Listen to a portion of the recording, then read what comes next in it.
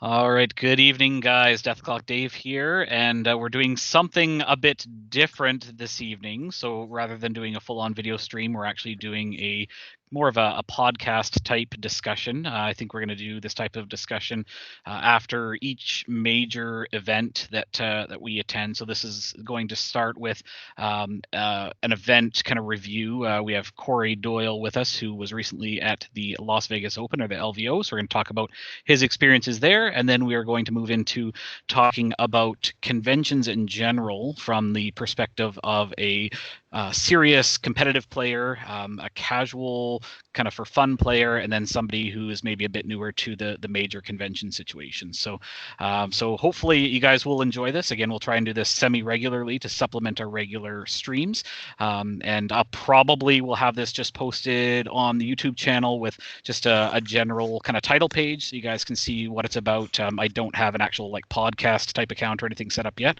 but maybe we'll do that later on. So this evening we have with us Mr. Cory Doyle. Say hi, Cory. Hello.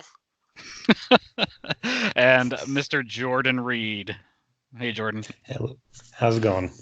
Good, good. So Cory is going to be talking from kind of the more serious competitive player side of things. Not that Jordan and I aren't competitive players, but Cory is well known in the tournament and gaming scene, and I am. He goes to more than both of us combined. So correct, exactly. I am very casual, very for fun, and Jordan is not new to the gaming scene, but maybe a bit newer to large scale conventions like what we'll be talking about. So, Cory, you went to LVO recently. How was that? I dropped my phone.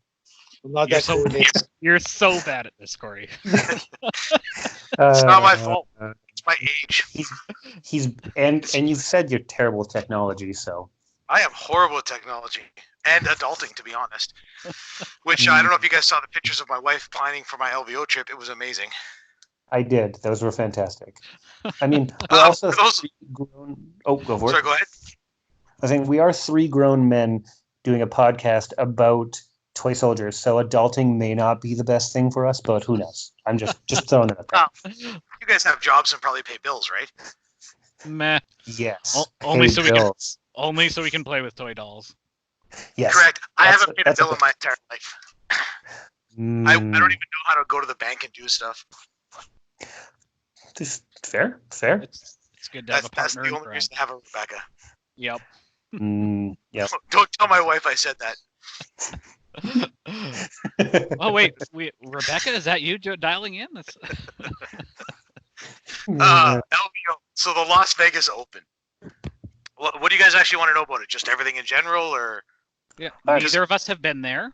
I've heard about it, but I've heard it's fantastic. Yeah, let us know about the event in general, maybe how the trip went, if there's anything notable, any tips specific to LVO, maybe, if or you can save that when we get into the general discussion. But just in general, how was your experience at LVO, and would you recommend it?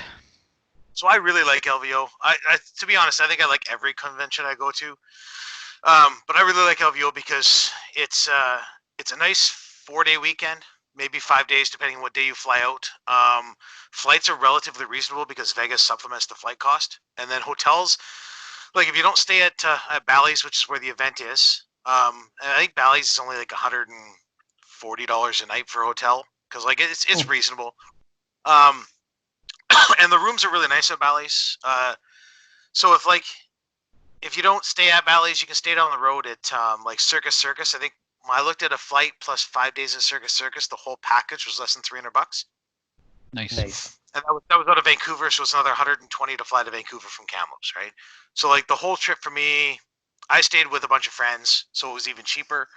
I think I paid $399 to fly out of Kamloops all the way to Vegas and back. Nice. So like the trip itself, for a fact it's a flight trip, is probably one of the cheapest I've been on. Nice. Actually, I would say it is the cheapest if you count drive time, because I think when I go to Warfare Weekend or War Machine Weekend a couple years ago, I had to drive to Seattle, so I had to have 6 hours of driving on to get about the same cost of flight. So the flight is cheap. Food's a little more pricey unless you like know where to look. But like food's abundant. You can go anywhere and find it. You can't eat in the venue. Sorry, you can't bring food into the venue. You have to buy it in the venue, but it's not overly priced. Like it's not horrible. The venue's nice, tall ceilings, relatively roomy and airy.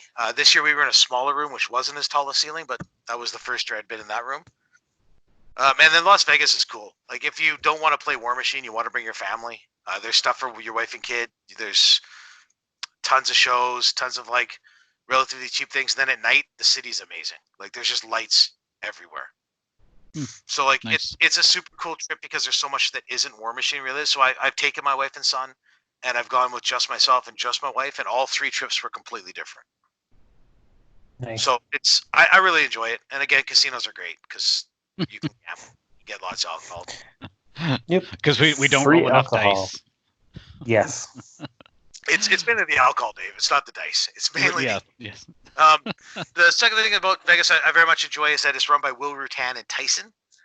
I don't know if you guys have met Will and Tyson, but Tyson's terrain is tables for it. He does one custom table pretty much every year where it's like he did a COC themed one when the COC faction came out and all those gears and stuff that all turn in the table. He did Nice. a Gripkin themed one. So every time a new faction comes out, he does a table for that faction. And it is super neat with all the 3D terrain. Nice. And again, they run a really tight tournament also, so it functions mostly on time, which I also enjoy That's very because I'm rare. on the spectrum. Yeah. So go ahead. I've seen those tables and they are absolutely gorgeous. They are. I would love to go just to see or play on one of them. Because did they have an Infernal one this year? I don't remember. I didn't play on them because I didn't do well enough. I walked by. It was a very long weekend for me. I didn't get a ton of sleep. Most of my time I was there, I was playing. How the format works is the Friday when you start, they do a champions event, and the top 5 fed into the finals on the Sunday. And then on the Saturday, they do 2 heats. And they do the first 2 rounds of Heat 1, and then they end. Anyone that wants to drop can go join Heat 2, and they take the top 6 of Heat 1 and the top 5 of Heat 2. That gives you top 16. That gives you your top 16 to play on the 3rd day. Okay. So there's a lot of War Machine, and then when you're done the War Machine, like so I flew in late, so like I didn't really get much of a Thursday, and we just went out for dinner right after games, and then I came back to the hotel because we went to dinner and then had a couple of drinks, and I didn't get back to where I was staying till about 1 in the morning. And then first rounds at like 8. So we got up at like 7, went back to the casino, had our breakfast, and then went right into playing and played. I played 2 games.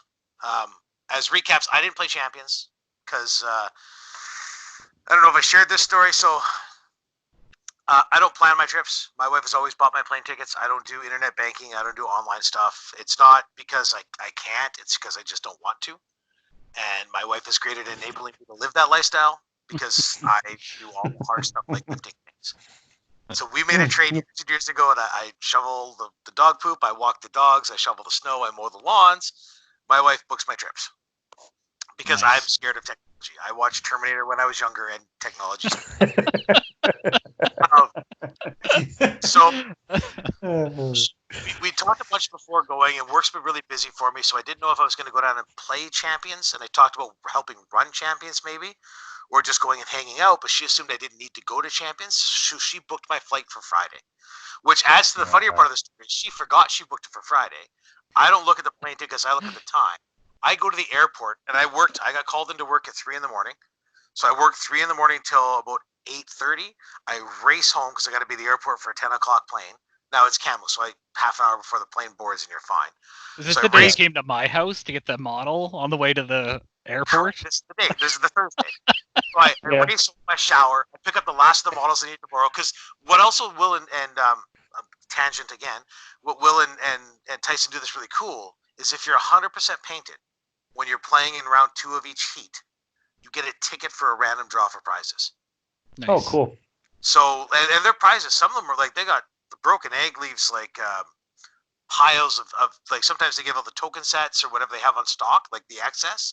But like there was just like the 246 measuring sticks just everywhere. And there was like zones and mats and stuff you could take. And then there was actual PP prizes because Privateer donates prizes, which were really cool. Like there's some good prizes there. So like having a fully painted army is actually beneficial for you because you'll actually score $60 to $80 of the free stuff, and that makes it feel even less painful that you bought a $70 ticket. Because the event I think costs $7. And Rebecca's Always not good here when to you get your money back. So if you play fully painted, there's good chance you're going to get pulled for the draw, and you're going to get your money back, which is really nice. Nice. That's great. So I race to the airport, get all the models, get everything loaded up in my bag. I go to the airport, I go check in, and I'm like, I'm here to check in. And the guy looks at me and goes, I'm like, going to Vegas. He goes, cool. And he punches up the thing, and he grabs my passport, and he goes, were you here for like the 9 o'clock this morning? I'm like, no, I'm here for like a 10:15 or something. And he goes, there's no 10:15 today. Looks at my passport, scans it, goes, you're here for tomorrow. You're really early to check in today. I'm like, really early. So they booked me from a flight. Like, it was nice. I get like the entire night off where I spent it with Rebecca and Colt, and we just hang out. And that hasn't happened for a while because work has been so busy. So it was actually worked really well, and I'm really happy it happened. Nice. But I ended up flying out Friday, and I land, and it was nice because it's a direct to Vancouver, short layover, like 35, 40 minutes, and then right to Vegas. So I get to Vegas at 5. I managed to get to the hotel by 5:45. I meet up with everyone, and we go to this German restaurant for dinner. We have a couple of drinks. Super calm evening. We hang out with the hall a little bit, and then we all just sort of disperse to go back to where we're sleeping. And that's the first day. One of the things that you're allowed to do in this is if you qualify in champions, you're actually allowed to play the next day to qualify also, and you're basically just playing spoiler. All you're doing is taking one of the undefeated spots, and everyone you beat, you're just dream crushing. So nice. the next day has most of the guys that qualified playing in it, which is really cool because then you get a chance to play really good players. Like I think Brett Fogel played in both heats, and he qualified. The guy that actually won it qualified day 1 in champs, and then he actually qualified day 2 in heat 1. So like you get the chance to play more games, and if you're gonna fly that all that way, why not just play more games, right? Yep. Yeah, makes sense. So I haven't actually played. I opted to bring Nemo 3, and I brought an off list. So I opted to bring Nemo 3. So I don't remember what my off list was. I think it was Striker 1 Heavy Metal. So I bring Nemo 3, the standard old like list from 4 years ago because I'm lazy and it's fully painted. So I go into Heat 1. I'm tired, and I wasn't going to play Heat 1. I was just going to like take a nap. I'm like, well, no, I'll get like a couple of reps in with Nemo before I drop and I play in Heat 2. Because that was my plan all along, was to play 4 games and be done with Warmachine for the day or for the weekend. For those that don't know, I've been at the WTC the last 4 years, and every time you go to the WTC, there's this intense, like, from lock and load till the WTC where all you do is play games. And then right after that, you've got Warfare weekend, and then you're into November. So, like, I don't really play a lot of Warmachine from middle of October till December because I'm burnt out. So LVO is like the first time I start playing Warmachine again. So I never have doing well at LVO, and I didn't know what to play. I think I played 9 or 10 factions last year because I was trying to keep myself enjoying the game. So I hadn't played Signar in 4 years. I played Nemo 5 times at the Alberta Classic. So I thought I'll just play a couple games, shake the rust off, remember how Nemo works, everything will be great. My first opponent round 1 is a guy I'm actually staying with at the hotel. And super great game. I miscounted how much damage I do on my feet because he had a spell on that gives armor, and I didn't notice it. So I don't kill Adjudicator, and then Nemo dies, and my game's really quick. Round 2, same thing. Play some super comfortable. Sorry, Cory. There's some thumping going on in the background somewhere. That's probably Jordan rolling dice. Yes, Always, Jordan, always. put the dice down. I have the dice. Sorry, carry on. So my second game again, same thing. I play a really fun opponent. I have a lot of fun playing Warmachine against this guy, and this is why I go to the events, because like you always end up with these games where you have a lot of fun, especially when you lose a round and you get into the non-competitive Warmachine, because that's there at that point to have fun and play games, roll dice, right? Make inappropriate jokes, say dumb things about my mom. Good. So I play against a Merc player. We have a great game, and then I dropped from Heat 1 and or Heat 2, first heat of Masters. And I jump into Heat 3 thinking, okay, I'll put my serious hat on and I'll see if I can just like dirtle my way through some Warmachine. First game I get Durst, and I don't know if you guys, my off list is Striker 1, so like I could have dropped Striker 1 heavy metal into Durst. Instead I dropped Nemo thinking maybe I just killed Durst. And I get lucky on turn 2 of the game and I killed Durst on Durst's feet turn, I think. So it was E-Leap Nice. Durst to death. So pure Nice. luck. My opponent played a great game. A super great guy to play, really nice. And I think all that happened was I got lucky with a Force Hammer distance, and it gave me just enough space to bounce onto Durst to get the E-Leaps. And I hit with every attack, and it took every attack to kill Durst. I think I'm pretty sure I killed him on my last attack. Which puts me into round 2. Just trying to remember what I played in round 2 because it's been a long time and my brain isn't so good. We know, Cory. We know. No, sorry, guys. We had planned on recording this a bit sooner, but that schedules have been crazy. I'm not organized. I even enjoyed my round 2 game. I'm trying to remember what it was. It was round 3.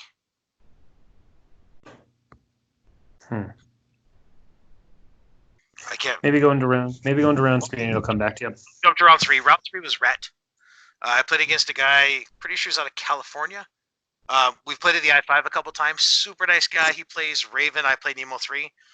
I've played this game 3 or 4 times, and only once since the nerf because I played against John Fairs because he wanted to test the game. We were at the Alberta Classic. So effectively, I play Nemo and heavy metal, so I have a spark note off the Lancer, and that's basically what I did for the game. I just sparked off my own dudes until we got into melee, and then I just bought melee attacks and E-leaped off melee attacks to hopefully kill enough stuff. So I ended up dragging that out to turn 7 and winning on CP on turn 7. Again, super great game. I don't think I played a single game of this event I didn't like my opponent. Puts me in round 4, and I play against Fiona. And Fiona game went similar to, or it's not Rahara. I play against Rahara. And Rahara game went very similar to the Durst game, whereas my opponent moved forward, feeded aggressively, removed Dynamo from the game. And I'm like, well, I think my out is just killing your caster. And I start shooting and bouncing shots onto the caster. And I get lucky with dice, and I manage to spike and kill Rahara. So that ends my day at 4-0. Which was surprising because I didn't think I'd end at 4-0, and then qualifies me for Sunday. Thanks. But that was 6 games in a day, so I don't think I finished playing till, I think I finished at like 10:30.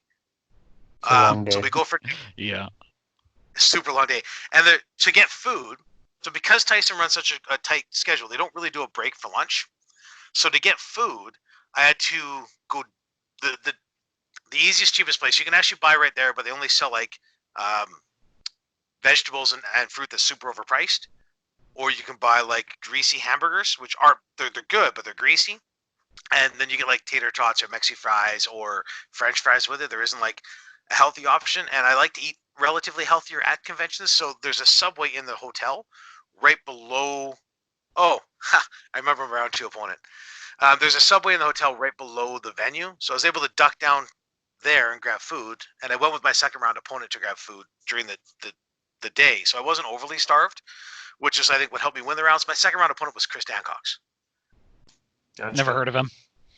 No, Never not heard at of all. him. I don't know. So he's already qualified, so I knew the game was. We did a bunch of testing and theory play in the game, and it was actually like he walked through like this is what I would do, and I walked through this is what I would do. So we got a really good game out of it, but it was ended fast enough I was able to run and grab food. So Chris and I actually went and grabbed sandwiches, then came back, and then we went out for dinner that night. Ate quick, went back. It was about 2 in the morning, I think 2:30 by the time I fell asleep because I got back to the hotel and everyone's hanging out still. And the where I was staying, the Sean Hopkins rents because he's got timeshares or something. He rents for super cheap rates. So we had 6 of us staying in this timeshare. 4 of us were qualified for Sunday. I don't think any of us went to bed before 2:30. and Sunday starts at like 9. And Nice. Cory, more importantly, was there a closet in said timeshare room? There was. Is there a story behind the closet? Well, that's where I slept. I snore. For those that have been to closet, they will attest that I snore. I snore less when I sleep on the floor. I snore even less when I'm curled up sleeping in a closet because I sleep that much. So there was. Did they gag you and tie you up and leave you in there? Is that what happened? I've just always slept on the floor at conventions. As long as I can remember. I'm not comfortable on most hotel beds. And I can attest that Cory does snore. I actually physically threw a bottle across a room at him, across somebody else's bed. Yes, to stop the snoring one year at Lock and Load. So that was a good Lock and Load. That's why most years I go and I don't normally share rooms with people. But this was a last minute trip. I didn't think I was going to go to LVO, and then I got convinced to go. So we all drag ourselves back to the venue. I get back in time to have like a quick bite for breakfast and then wander into the convention hall. Still tired, still a little maybe hungover. Not that I drank too much alcohol, but like I didn't drink enough water through the day, so you've got that feeling of like being run down. So go in, get paired up, play my first game. I'm playing into Infernals, and my opponent drops. He's got Agathon on Amadeus, I believe. So I'm like, well, he's gonna drop Aggie because like Nemo's just gonna shred Amadeus, and at least Agathon has like the out of assassinating me. And then the games are faster, so I'm like, well, he'll drop Aggie, so I'm gonna drop Nemo. I can always Arcane Shield Nemo, so at least it eats up some spells, and maybe I survive the assassination by just camping. He goes first, comes up aggressively. I sort of dirtle and I don't do much on my first turn, and then he moves up aggressively again. I'm like, well, I think I can just kill Aggie this turn. So I Energizer, run Jake's Firefly, taking a free strike and engaging the countercharge in Horror, and then I run the Lancer up to Spark Note off my Lancer. I move my Strider up to be within 10 of Aggie, and I take a shot off my Lancer to bounce into Aggie. I activate Nemo. Nemo moves up, channels Chain Lightning onto Aggie, misses, reroll for the Squire. I channel Chain Lightning onto Aggie, miss, reroll for the Squire. I then shoot the Squire a bunch, and on my last shot, I kill Agathon. We start packing our stuff up. Will Rutan walks up the table and goes, hey, can you walk me through Nemo's assassination run? And I'm like, sure. Like, this is what I did. He goes, explicitly Nemo's turn. I'm like, oh, well, Nemo walked up, cast Chain Lightning, I rolled a 5. It misses, I re-roll for the Squire. I hit, I boost damage. I cast Chain Lightning again, I miss, I roll the 6. I re-roll for the Squire. I boost damage, and then I move on. He goes, can you read the Squire's card, please? So I read the Squire's card, and his ability is only once per turn. I was wondering about that. I wasn't going to stop you, but I'm like, oh. I haven't played in a long time, so I end up conceding that game, which loses me round 1. Which sucks because like I felt really good about playing that day, and like I was seeing the assassination runs in the game well. I just made a simple mistake. So it was actually really cool too because I tell my opponent, well, I think I just concede now because like I can't reset game state and I cheated, so I concede. And my opponent looks at me and goes, I don't know if I'm okay with that. And I'm like, what? He goes, did you have any more attacks? I'm like, I don't remember. I don't think so. I don't know. He goes, could anything have done differently? I'm like, I don't know, man. I can't reset a game state. So like the rules are I win this game. But I can't take that win because I feel like I cheated. So I concede. And my opponent goes, I don't know if and then like there's a bit. I'm like, I'm just gonna walk away for now because I'm upset at myself and I'm not upset at you, or you were a lovely opponent.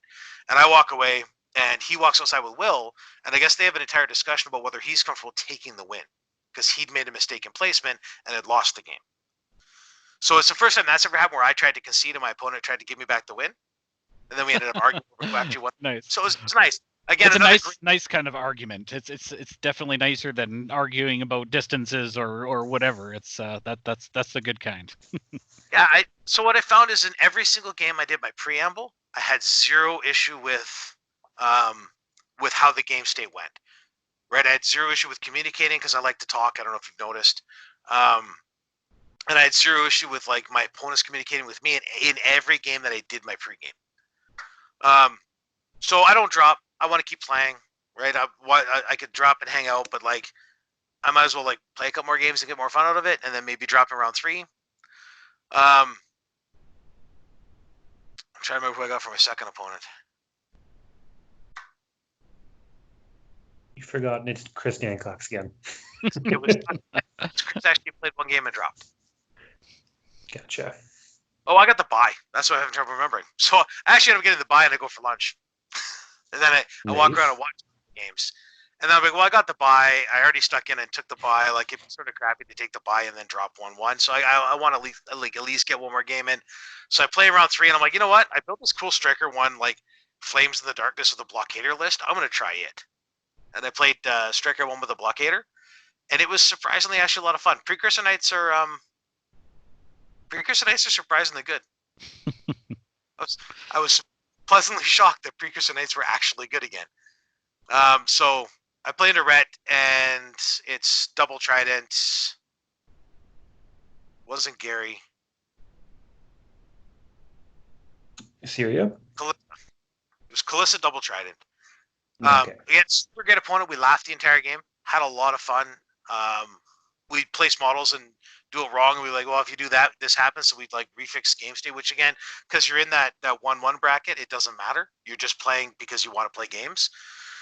So it was really nice and had a lot of fun playing my opponent. It was a great guy. Game ends. I go into round 4. I'm tired. I don't really feel like playing round 4, so I end up scooping round 4.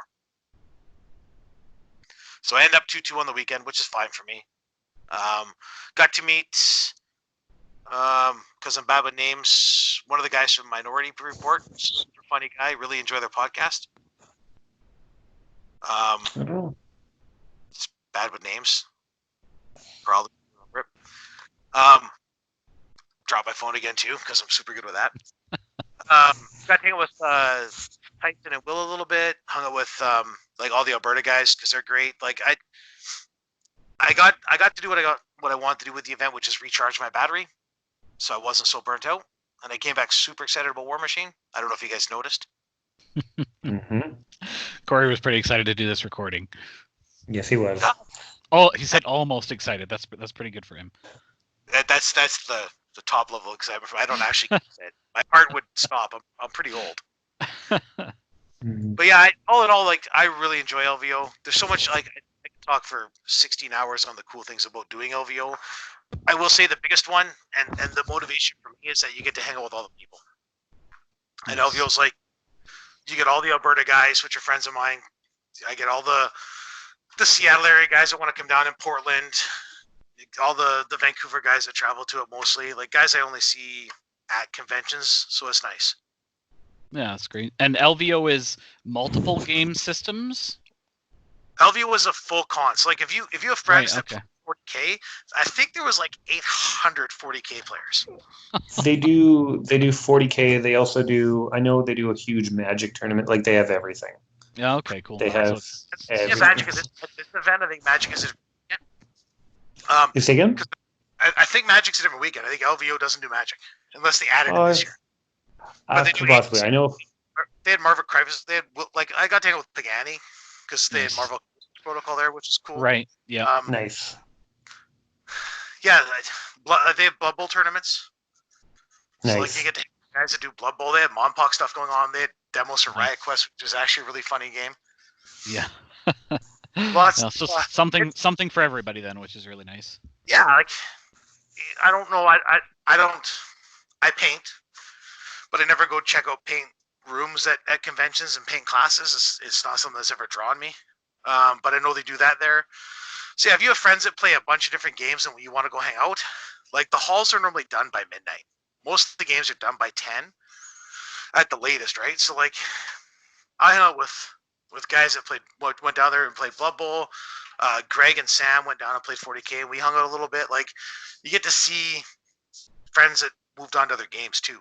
So if you have friends in town that play different games, you can go hang out and stay in the hotel with them. Yeah, it's cool. So like it's not just Warmachine, which also makes it enjoyable, right? Mm-hmm. Oh, that's great. And I have a question. I guess this ties into LVO, but a general question as well. What are your recommendations for traveling on a plane with your models, and how to go about that for those of us who have not endeavored to do that before? Carry on. Never Right. put your models under a plane. Okay. So most conventional planes, your standard Army bag you buy, as long as it's 21 by 12, 21 by 18 by 7, you can look it up on the airlines. Right. It'll tell you what's in the overhead. So Okay. that most conventional bags will actually fit in the overhead if you check. Just take a tape measure, check it, and then you carry a backpack for your clothes, your deodorant, your toothpaste, or take it under the plane bag for that stuff. Right. Okay. Cool. Most So cons as long- I go to, I've just got one of my cases because I Mhm. make a case, and then I've just got a backpack with has like a pair of underwear for each day, a t-shirt for each day, and a couple pairs of shorts extra. And I don't wear socks or shoes. I wear flip-flops. It doesn't matter where I go and how cold it is. That is correct. Yes. So Accurate. I do have to bring one more pair of underwear than I need for the convention. We Just appreciate in that. case. The world appreciates that. Mhm. And Okay. I also always have deodorant and toothpaste because those are also important amenities that you need at the venue. Yes, that everybody else appreciates you bringing as well. So, okay, so as long as you don't leave Someone- basically your glue and your hobby knives and stuff in your bag, then they might give you funny looks going through the scanner or something, but there shouldn't be any problem getting on the plane as long as you don't have any pointy stuff or stuff that has more than X amount of milliliters of whatever in it. You can always buy glue where you're going. Mhm. Crazy thing. There's an AMPM everywhere, right? There's a Canadian Tire, whatever. There's a store anywhere you can buy glue, or locals will always have glue. Right. Like you don't even have to. I never pack glue to cons unless I'm driving. Mhm. And I pack glue when I'm driving so that if someone flew in, they don't have to pack. Right. Okay. So if you drive to events, bring glue for your friends that flew. Flu glue. Got it. This is important. If you're walking through security and they ask you, "Hey, is the middle of that model hollow?" Look, the answer is, I don't believe so. That's made out of resin. I've Okay. heard stories of people who have gotten their models cut in half. Oh man. Because border security will actually cut your model or break it open if they feel there's something inside of it and they can't X-ray it. So if That's they good to ask, know. and to be honest, I have never had an issue with security, but a lot of it is because I make fun of myself while I'm there. Don't be nervous. Don't be afraid. You're going to play with toy soldiers. Yep. So when you get to customs, and I will tell you, every single time flying to an event, and I go through security, my bag gets that second look and then punted to the side.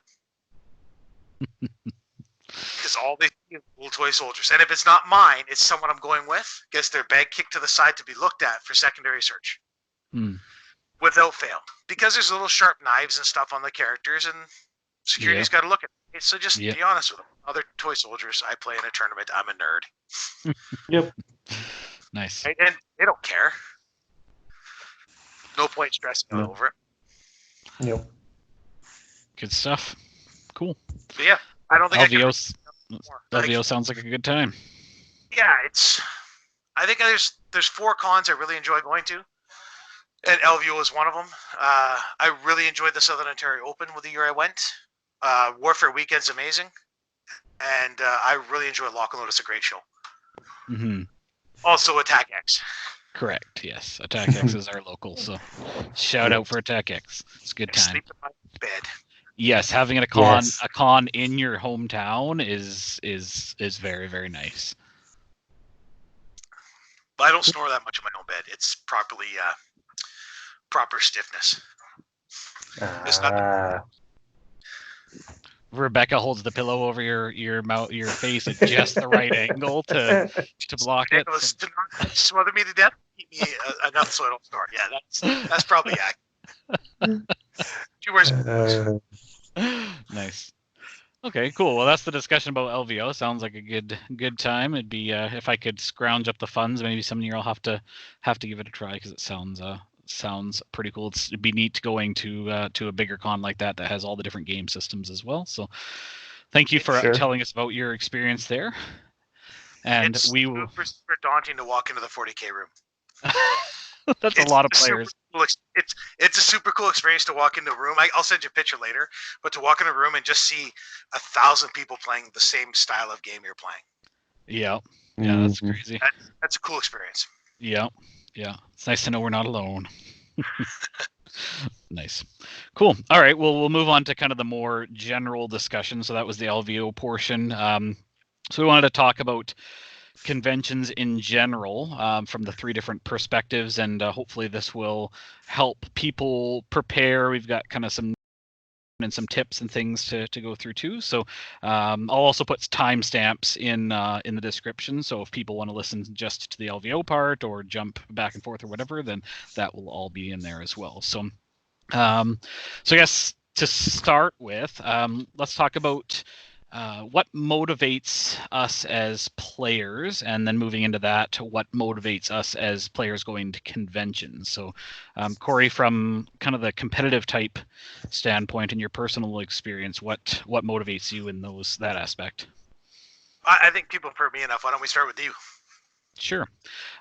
So motivation for me is I enjoy tabletop games in general. I actually consider myself to be an introvert, so I find the initial going in and being overwhelmed by people and those awkward moments where you're trying to find games and stuff, because I spend most of my time in like the Iron Arena or the casual play.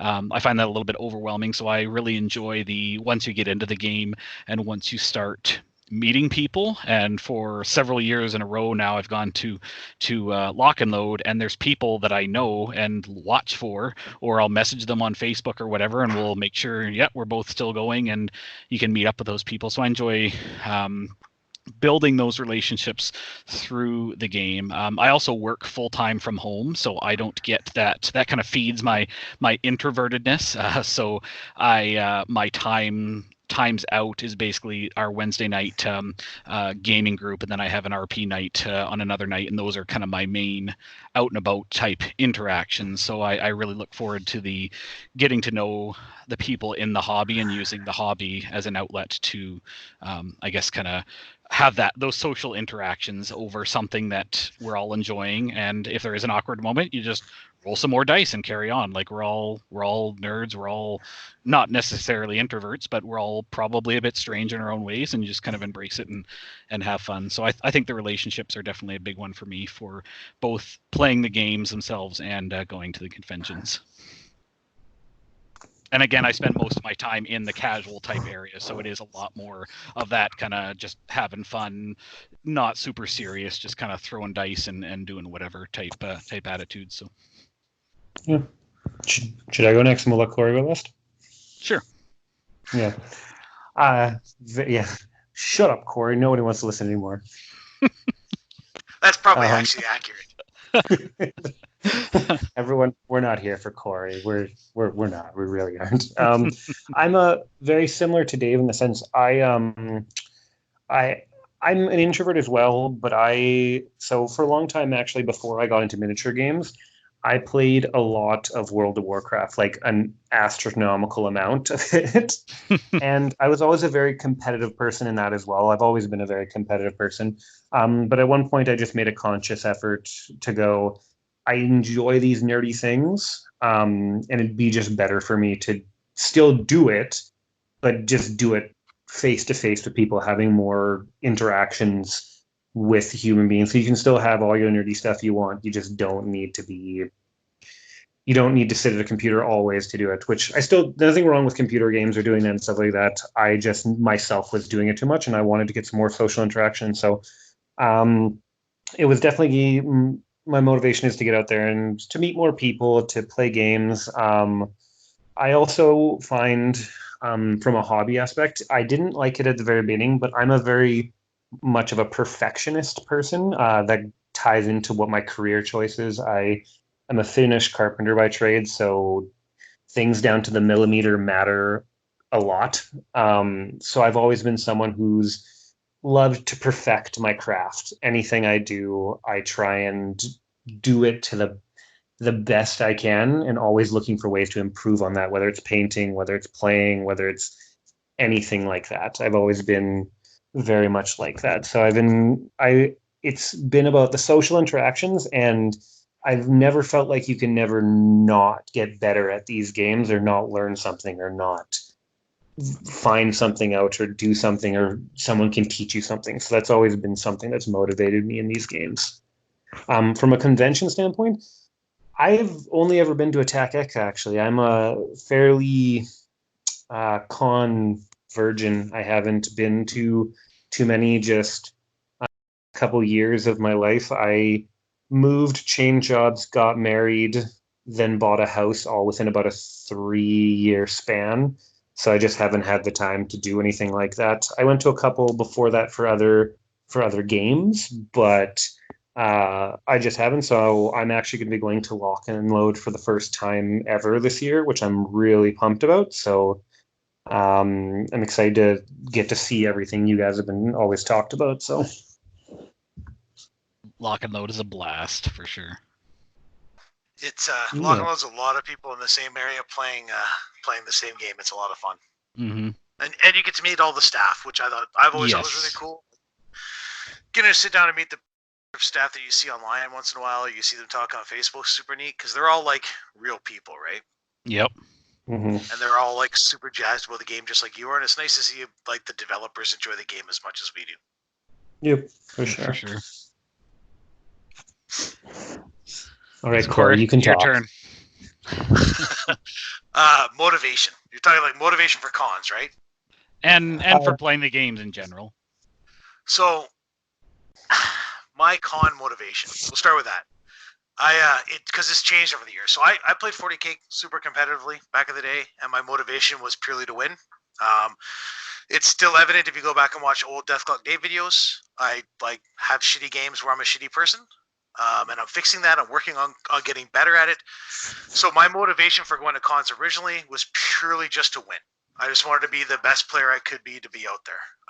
Over the last few years, though, because I've met some really good people, my motivation has changed more to, I just want to play really high-level games where the perfectionism of the game matters. And B, as I get older and the injuries come back on me, I need to exercise the muscles of my head. I also need to fight the demons, one of them being my need to win. So I like to go to cons and make sure I lose a game, especially when I play fun like Lock and Load in Iron Arena. I love to go lose games in the Iron Arena because then I learn to lose with some grace. I learn to laugh and have fun while I'm doing it.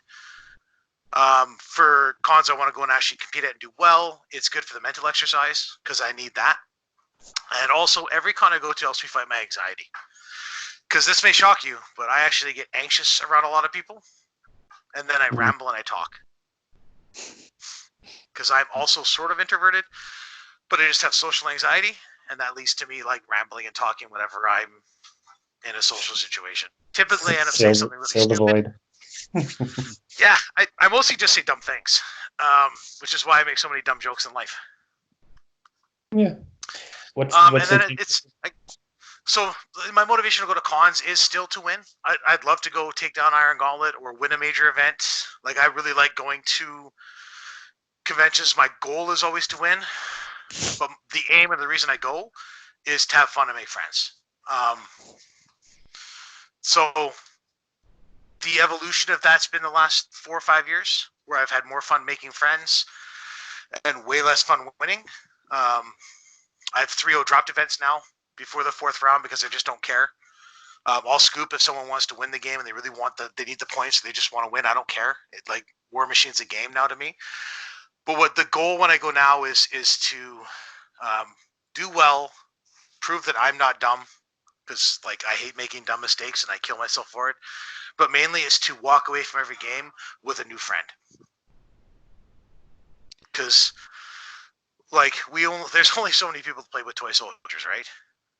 So like if I can make if I can make every one of those guys my friend, that's the goal. Then you'll have 10 friends. Yeah. I might, yeah, because it's most people already don't like me, so I've got to win them back over.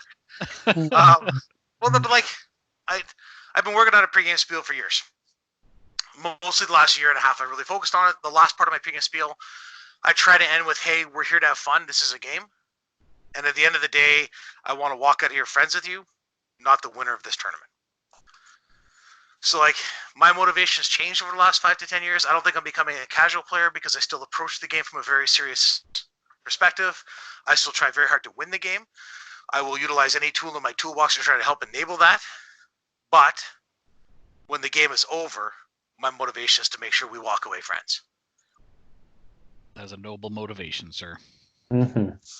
And I've definitely seen that growth in you over the years that I've known you as well. So I appreciate the effort that you have put into that for sure.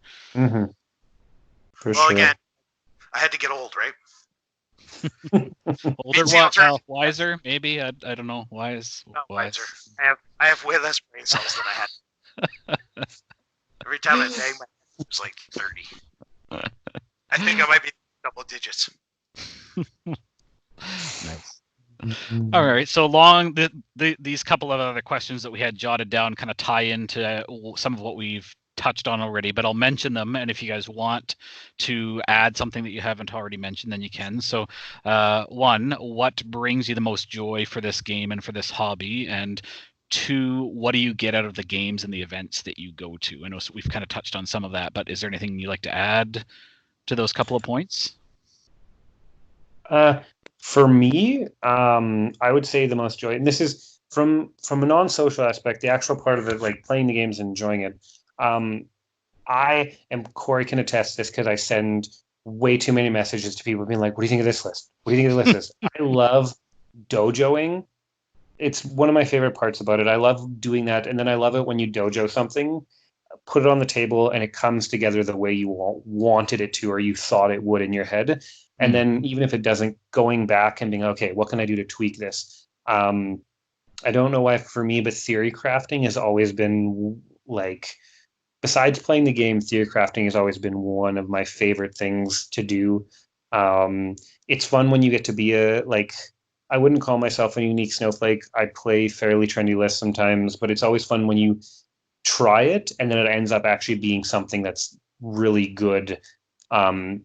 And you find something that not maybe everyone else has tried yet or something like that, and you get to roll with it. But I've always enjoyed dojoing. And then as in getting out of games and events, same thing when it comes together and the thing you've been playing or trying for so long works. I find that a lot of fun, and it brings a lot of joy to the actual hobby aspect of the game. Also, recently, I never used to be a huge painter. I've started delving into a lot more, like actually watching videos on how things are painted. And that has surprisingly become a much bigger aspect of it than I thought it would be. I very much enjoy seeing a model kind of come to life more once it has paint on it. I don't paint nearly as much as I should. But as far as afterwards, gaming, as far as like the social aspect of it, it's just nice to be in a room where, like, for a long time, when I was younger, I saw playing these games as kind of like no one saw it as kind of cool or anything like that, and you got made fun of it sometimes for it. So when I was started getting into these type of things, I was like, wow, there's a lot more people out there than I thought there was that like these things. That was a really good breaking point for me to be like, hey, there's a lot of people out there that actually have the same mindset as me and enjoy these things that are kind of, as you said, Dave, niche, but it's fun to find people that you can share those joys with. For sure. Nice. Cory? Gotta turn my mic back on. I'm talking away to you and no one's listening. That's probably the way to do it. That was me muting you, Cory, actually. Oh, okay, good. It wasn't me. Thanks, Dave. So what do I get out of the hobby? That's an interesting question. I get a lot out of the hobby. So the painting aspect of the hobby. Again, I always painted back in the day because you got points for it. For those that know how 40K used to score, you got points for how well you painted your army. So that's why I used to. Now I paint because I do it with my wife and my kid, and we paint for an hour or two a week, maybe 3 or 4, depending on what needs to be done. And it's time we spend together. And then I paint by myself, listening to podcasts, watching battle reports, or still being involved in parts of the hobby, just so that I can focus myself, right? Like it gets me out of my own head, so I'm not thinking about where I'm at in life. I'm thinking about toy soldiers, which is my distraction from like being an old man in real life. I also paint because like I like to be able to like hang out with Pat, and Pat likes to paint. So like I think I've gleaned part of the hobby love from Pat, and that's nice because like again I've made friends from painting, which is super cool. As far as the game goes, I'm the same as Jordan. I love to dojo, shoot off a list and be like, does this work? Does this theory work? And then the practicality when I get to a table, I like to solve the puzzle. Every game is a puzzle, right? Like what the win condition is the puzzle. And there's different ways to go at it. There's different ways to win. There's different solves to the math equation or the puzzle. But every single game, there is a puzzle that if you solve, you win the game. And that's what I like about Warmachine. Because I've played a lot of other games and the puzzles are just either easier or the puzzles are too random because of the amount of dice, or there just isn't enough pieces to make it exciting to me. And I like looking at lists and dojoing and finding cool combinations that help me solve those puzzles. So like when all the new CID stuff comes out, I'm in heaven. I've loved new model release day for as long as I've played Warmachine because it's a whole bunch of new math, new numbers, new stats, new skills to throw into those puzzles to see which ones can stop you, which ones can help you. And I very much enjoyed that aspect of Warmachine, and I could sit down at a table with Jordan for probably 12 hours and never move a model on a table, but just talk about how the game might play out. It's like a giant clock where you've got a million different like pieces you can put in different places to make it run differently. And it's, I don't know, that's just my like metaphorical how I look at that. I don't know why, but I agree. It's every piece in your table is just another cog, and if all the cogs line up right, everything works. And the game ends the way you want it to. And to me, that's the coolest puzzle, is puzzling out my win condition and then the way to utilize my win condition to stop you from winning before I do.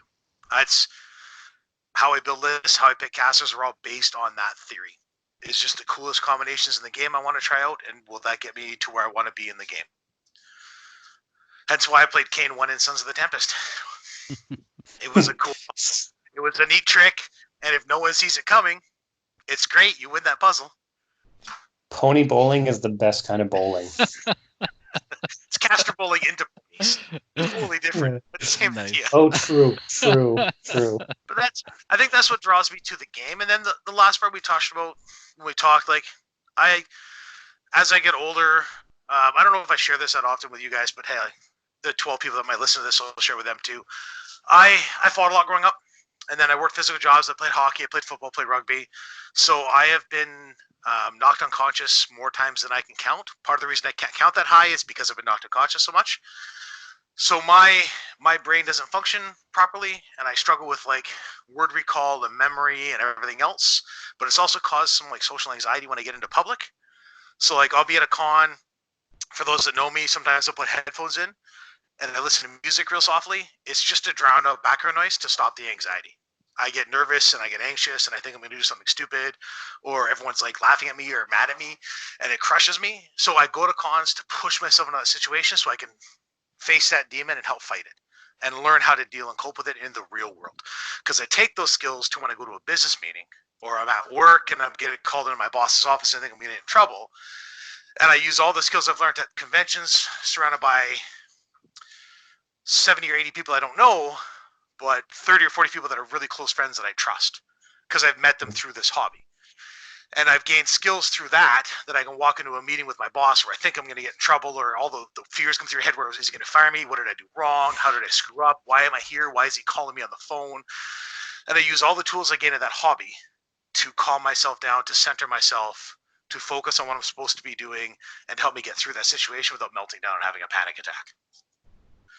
So I think that's something I don't talk a ton about, but like, without the support network I've gained through meeting people at conventions, people that don't play Warmachine anymore that are still friends with me, people that still play Warmachine, like, if I have a shitty day, who do we lose? Nobody? Oh, my phone made a bunch of weird. I'm still here. Like, if I have a really bad day, I can send a message to anybody or any of my Facebook group chats, and I have 5 people, because I have female friends that I met through Warmachine, 5 people that will respond right away. And that's huge to me, and that is probably the reason I love the game more than anything else, is because I can address any life issue I have, or stress, or whatever goes wrong, by just messaging the right person on Facebook and be like, hey man, you got 10 minutes to talk? Let's talk about a list. And then it opens up a conversation. Yep. Right? And then I'm not thinking about my boss might fire me because I fucked up at work, or I'm not thinking about, I'm not trapped in my head. I'm now out in the open and I'm thinking about something else, and it's giving me a distraction, and then it gives me time to refocus and recenter. That's good. So that's yeah. Sorry to get all like stupid on you. Man, No, I should have gone last or first or something. This is going to be hard to follow. I can make a dick joke right now if that makes it easier. It'd be a very short dick joke, but it would be a dick joke. break the ice. I see what you did there. So for me, what brings me the most joy? So I don't enjoy painting. I've tried. I love the way the models look when they're done, and that's a big part of the reason why I've had Pat, who's Draco's Dragoon Studios, do a bunch of my Monpoc models, because I love the models. I love the way they look, and they look fantastic once they're painted and on the board. But I personally don't enjoy the model cleaning, the assembly, or the painting. Sorry to catch up. Those of you that don't know, Draco's Dragoon has his own Facebook page and does like a Twitch. You can watch him on Twitch do how-tos. I'm going to cut you off and go on a tangent, and I'm really sorry for that, Dave. No, go for it. Pat is the only reason I still play miniature games. So Pat is Draco's Dragoon. Super nice guy, big friendly dude that 5 years ago looked at me, and I started to evolve and change, and I made the decision I was going to, and I told some people I was going to, and Pat took the time to tell me that I was so negative when I was in my early 20s. That's a long time ago for those that know me. That he would come to the comic shop, see me there at a tournament, and leave. So that crushed me. So what I did is I went on my way to sit and hang out with Pat and paint with Pat, and I realized that the energy he brings to the game is amazing. He's always funny. He's always got a pun. He's always got something great to say, and he battles the same demons as me, and he's open about it. He's not shy to say, I'm having a bad day, I'm depressed. And I think amazing dude. If you want to watch some cool freehand painting or cool modding, he did that Bob Ross Madrak. You want to watch some cool stuff and just see a guy that's just having a lot of fun talking about Warmachine or life in general. Watch him on Twitch. Good dude. Couldn't say enough about him. Draco's Dragoon Studios. Yeah, Pat's that game awesome. we had in the Oblivion campaign was probably one of the most fun I've had in a long time, where the train ran through and killed everything. That was fantastic. That was such a good time. That was definitely that was a highlight for me. So yeah, Pat's a really awesome guy. So, and I'll have. Go for it. Oh no, I was just gonna say I'll have a bunch of the stuff that he's painted for me. I'm working on getting up on the DeathClock Dave Facebook page, so you guys can have a closer look at that. But he also does commissions and stuff too, so hit him up. He does some fantastic work, and he's also a super great guy. So just prepare for the puns. Dave. The puns are real. Yes, they're so good. Don't tell him I said that, but they're so good. I love it. Your motivation for the game. Now that we talked about motivation. So what brings me the most joy for the game and stuff? So I've actually found so not this last, was it 2 Attack X's ago, I got to play a demo game of Monster Apocalypse 2018 with Oz, and I fell in love with that game. No, I don't get me wrong. I enjoy Warmachine and I enjoy Riot Quest, but I fell in love with Monpok, and I love Monpok, and I really enjoyed for a fair amount of time. I was really pushing it locally with a decent sized group of guys here, and I found that I actually really enjoyed kind of the community building and the I guess building that local meta for a new game, teaching people how to play, trying to get them excited about showing them demos and things, and seeing people enjoy the game and enjoy the different combinations and enjoying, you've got Big Stompy, basically Godzilla and King Kong and Transformers and all that kind of different stuff. It drew people to the game. And I found it, and it kind of surprised me because I do have that more introverted side, but I did really enjoy the building of that kind of game base and pushing it locally. I was pushing it pretty hardcore for a while, and we're actually looking at starting that up again and getting a league going. So I really found that side was quite rewarding for me, and I enjoyed seeing people get into the game that was fairly new to the scene. So I found that was a lot of fun, and also similar to what you guys said with just building wonky lists that do wonky things. Monpok has really opened me up to all the different combinations and stuff that you can do, because you can bring so many different models across so many different factions that do so many different things, and just playing with those different combinations, seeing how they work together, and seeing how that jives on the table has been a lot of fun. And I'm not going to lie, Jordan, I've been having a lot of fun talking Monpok shop with you on Facebook. I'm like, oh, my phone dinged again. It's Jordan. I'm like, 1 second, Carrie. I'll be right back. We're talking Monpok. Yeah. Come on. So I enjoy that dojoing too, and it's fun to have people locally and people who you've met through cons and stuff to bounce ideas off of and do that dojoing and kind of test out those ideas before you even get them on the table. So I've enjoyed that part as well. And for the biggest thing that I get out of the conventions, I think, is meeting those people that you do end up with those lasting relationships with. I also have really enjoyed how you get outside of your local meta. So, when we've got a meta where it's, a handful of guys playing the handful of factions, and you hear on Facebook that, oh, Rhett's playing this or whatever's playing this, and oh, watch out for this boogeyman. And you're like, okay, I guess I've kind of heard about that. But when you go to a convention where you're breaking outside of your local meta and you're like, I haven't played against Rhett in like 6 months or whatever, you're seeing all these factions and all this cool stuff that you don't necessarily get on a regular basis in your local meta,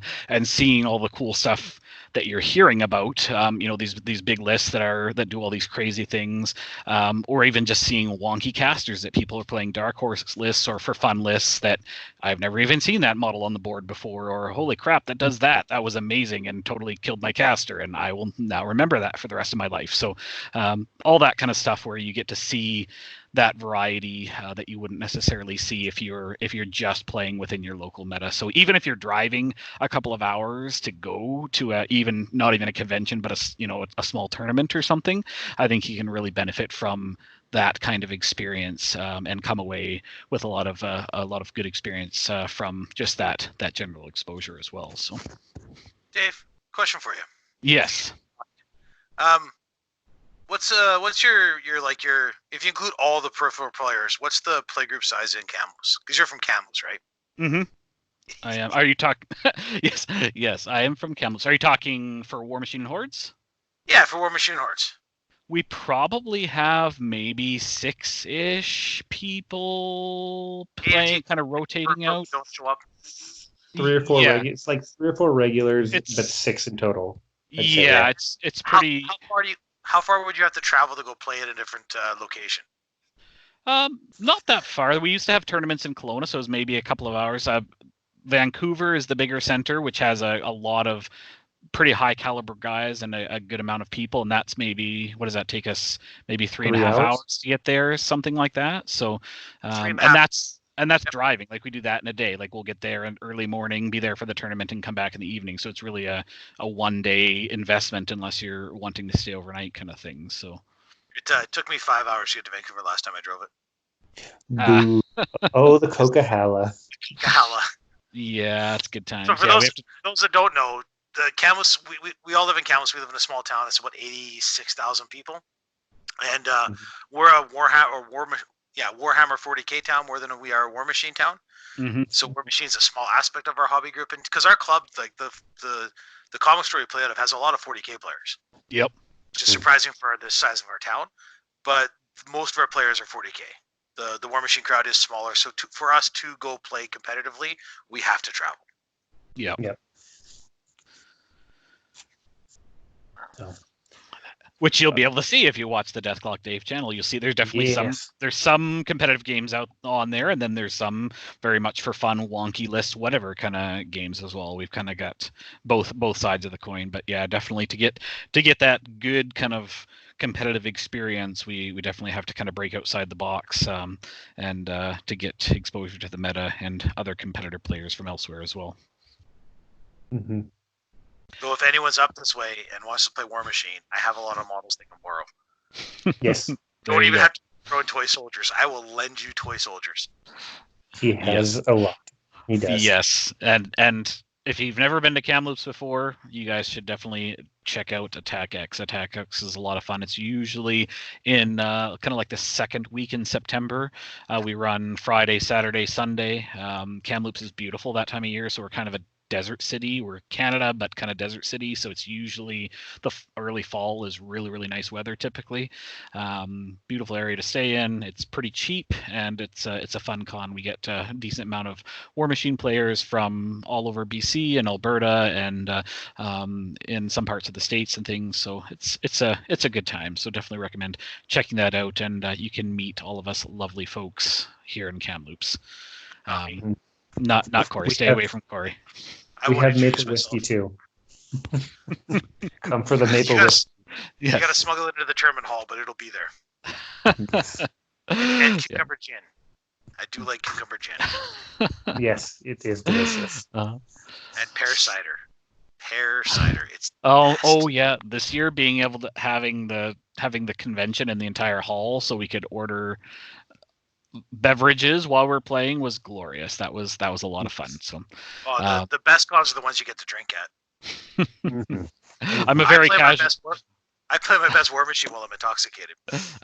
I'm a very casual drinker, so I don't drink for the intoxication, but I did quite enjoy having ciders and such while we were playing and recording. That was quite nice. So so along with those kind of more touchy-feely type questions, just to get into a couple of more practical questions. So first of all, what preparations would you recommend for things like the trip planning and attending the event for game practice and that sort of thing?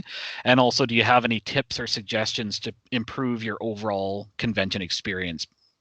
Particularly if you've never been to a convention before, or if you're going from one of those perspectives, perhaps you're a competitive player that has never hit a large convention before. What do you recommend for tips to make that overall trip go better, and things that maybe would help you prepare? So two different things. It depends on what part of the world you're in. I know that we measure a lot of distance in hours. So when I talk about driving, it'll be hours. Lock and load's a drive for us. It's about 6 hours. I will drive to any con less than 10 hours away. Anything more than that, I'm going to fly. If you drive, pack whatever you want to pack. Bring extra stuff. Bring extra models. You might get bored. If you have unlimited space, bring your army. Period. You might decide you didn't do well in day one in Champions and don't want to play that list in Masters, so you bring something completely different. If you're flying to a con, so I have so far flown to Europe 4 times for War Machine and over most of North America, and I will tell you that my advice is fly light. If you want to walk around and do a tour, especially if you fly to a country where you're going to go, you don't want to be packing a bunch of stuff to the airport, to the hotel, storing some stuff in the hotel, then going out and doing tours. If you have a backpack and like an army bag and you feel comfortable walking with that, just get off the plane and go tour. Like, don't race to a hotel to check in, and then, because if you get there, you're going to want to take a rest, and then you're going to lose some of the experience. So when I go to Vegas, I go right to the convention hall. I meet my friends. I ask Will if he can look after my army bag. I drop my backpack, and I go drink and hang out and eat, and then I come back and get my stuff, and I go back to my hotel at the end of the night when I'm done. Because then it saves me going to the hotel, but now maybe I got a shower, and now maybe I want to like take 5 minutes to relax, and now maybe I don't get that extra dinner with my friends. don't plan everything up to. Once you land and you get there, don't have a big itinerary because nothing's going to go as you want it, and you're going to get frustrated. Right? Like, you can plan how to get to the con, you can plan your flight, your cabs, your everything else you want. Once you get to the con, don't be like, well, I want to do dinner at 6, and then I want to be back to my room by 10. Go enjoy the experience. Let everything wash over you, especially like a Vegas or a lock and load or whatever. Let the stuff come at you. If it's your first major con, stay at the venue. Yep. Right? Like, Dave, if you end up going to LVO, or Jordan, when you go to lock and load this year, stay at the venue. I know it's more expensive. If you can't afford it on your own, find 2 or 3 roommates. Get comfortable sleeping on the floor. Bring earplugs. Your roommate's probably going to snore. If you snore, bring breathe rights, or you can order these nasal things that hold your nose open. They're like little rubber things. I use them at home now. I used one last night. We're great. I had a better sleep and surprisingly didn't snore that much. Because that's the worst part about sharing a room is people snore and fart and scratch themselves in public. I don't want to watch you nuts when you're laying in bed beside me. Please don't. We're all comfortable. Put pants on. But like, there's some limitations to what I want to do while laying in bed with another man. That came out a little homophobic, and it didn't need to be. But like prep to be nice to everyone around you. Bring deodorant. Bring extra clothes. You're gonna smell, especially at any tournament. You're never gonna go to one, walk out, and be like, "Oh my God, I didn't sweat and I smell air fresh." You're going to smell. Shower. Like, you don't have to shower the first day you get there, but like the morning when you get up, take a shower. Or the night when you get back to the hotel after your long day of tournament play, grab a shower, throw some fresh fit stick on. Like, be kind to those around you. We don't have to be horrible humans. For